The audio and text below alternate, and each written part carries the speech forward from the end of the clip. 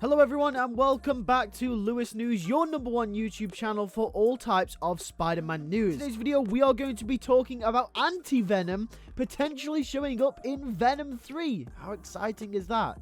But before we get to that, I just want to remind you to hit that subscribe button and make sure to hit the bell so you do not miss any types of Spider-Man news. We cover everything from the movies, the games, and the shows, Sonyverse, MCU, absolutely everything. So make sure to subscribe so you stay in the loop. With that being said, let's get straight into the news. So once again, this is coming from Spider Culture. I feel like we've discussed a lot of rumors and a lot of leaks from them recently, but they have been doing the rounds with leaking a bunch of stuff. But remember, these are just rumors and leaks, so take this with a pinch of salt like I always do say, because there is a chance that this isn't true, because this hasn't come from Marvel Studios, this hasn't come from Sony Pictures. So once again, take it with a grain of salt, but this is the rumor. So apparently, they say Sony has discussed Anti-Venom for future Sony Spider-Man universe movies. He could appear as soon as Venom 3.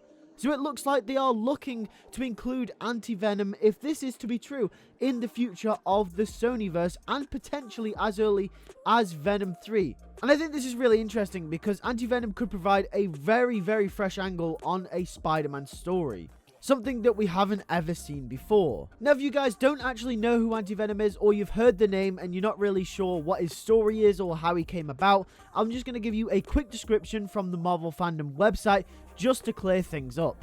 So, when Eddie Brock separated from the Venom symbiote, traces of it were left in his body. Later suffering from cancer, Brock started working as a volunteer in the Feast Center. Martin Lee, the founder of Feast and alter ego of the supervillain Mr. Negative, used his powers to cure Eddie's cancer.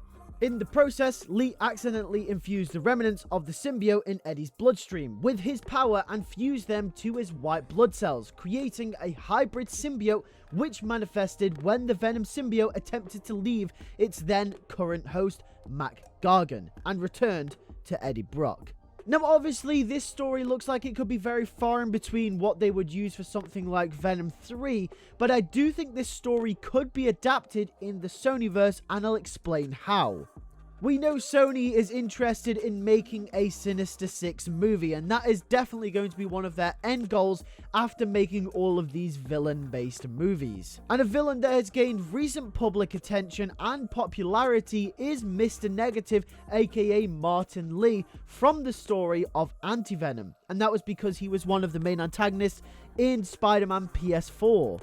And we already know that Sony has Martin Lee on their minds since Feast showed up in Spider-Man No Way Home. So it's not out the realm of possibility that Mr. Negative could be a main villain or antagonist at some point in the Sonyverse movies. And with the amount of villain movies that Sony are currently producing, I would not be surprised if Martin Lee, aka Mr. Negative, got his round at a film at some point in the near future. However, another way that they could do this, if he is not to show up as a solo character in the Sonyverse, is actually to introduce him in the MCU.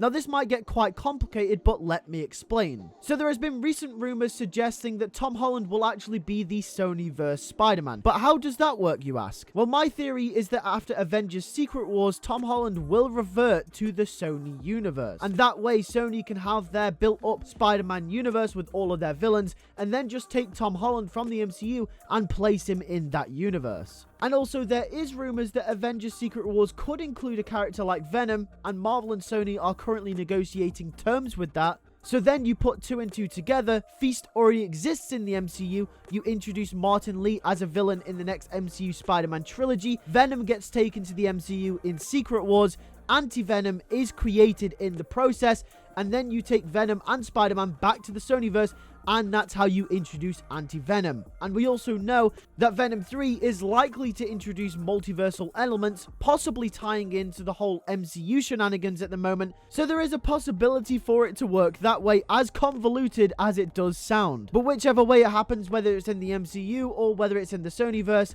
apparently Anti-Venom might be on the horizon. But what do you guys think about this rumor? Do you think Anti-Venom will show up at some point in the future, maybe even in Venom 3? Let me know in the comment section down below. I want to know what all of you guys think. But with that being said, that has been it for today's news video. Make sure to hit a like on it if you did enjoy, and if you enjoy all types of Spider-Man news. And also make sure to subscribe, because we post everything on the channel. This is your #1 channel for all types of Spider-Man news, leaks, rumors, absolutely everything from the movies, games, and the shows. Thanks for watching. I'll see you all in the next video. Take care and peace.